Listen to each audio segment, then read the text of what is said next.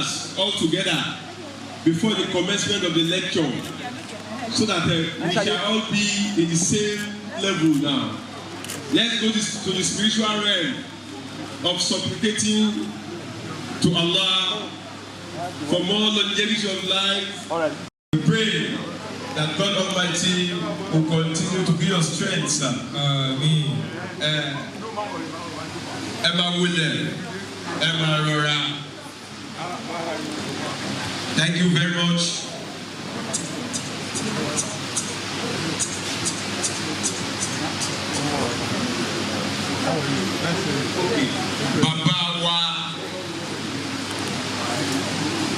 Bàbá wa tí wọ́n ṣẹ̀ṣẹ̀ wọlé tá a tọ̀tọ̀ dárúkọ wọn, bàbá wa Adébútú.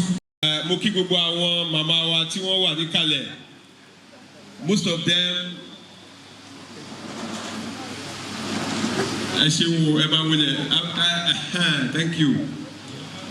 Gbogbo àwọn young ladies tí wọ́n wà níkàlẹ̀, mo kí wọn.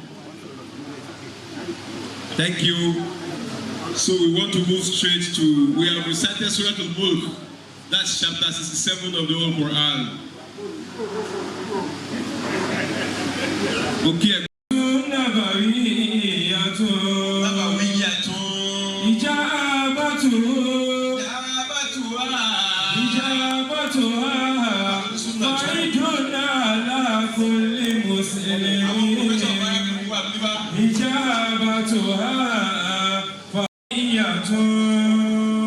The statement, may the peace of Allah be upon each and every one of you. Salamun alaykum, sunnatun nabawiyyatun.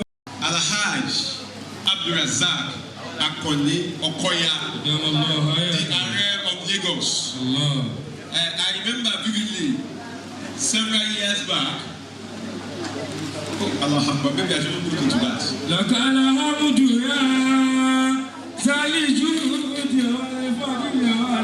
Amin.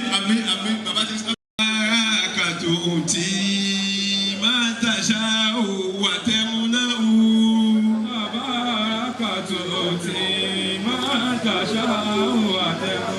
gentlemen of the press,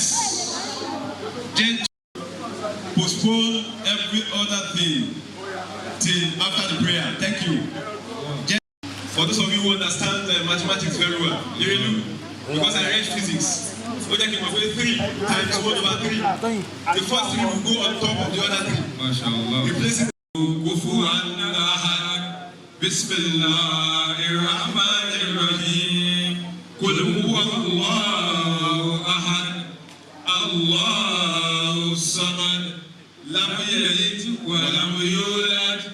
ولم يكن له كفوا أحد بسم الله الرحمن الرحيم قل هو الله أحد الله كفوا أحد إليك فأنت الحاكم العالم الشكوى آمين وأنت الذي تجري السرائر والنجوى آمين سألتك بالكتب الذي أن تفيد لنا رزقا حلالا بلا أنام وترزقنا العلم الشريف مع التقوى وتحفظنا من شر خلقك والزنا ومن شر شيطان ونفس وما تهوى وتجدنا عند الممات مسلما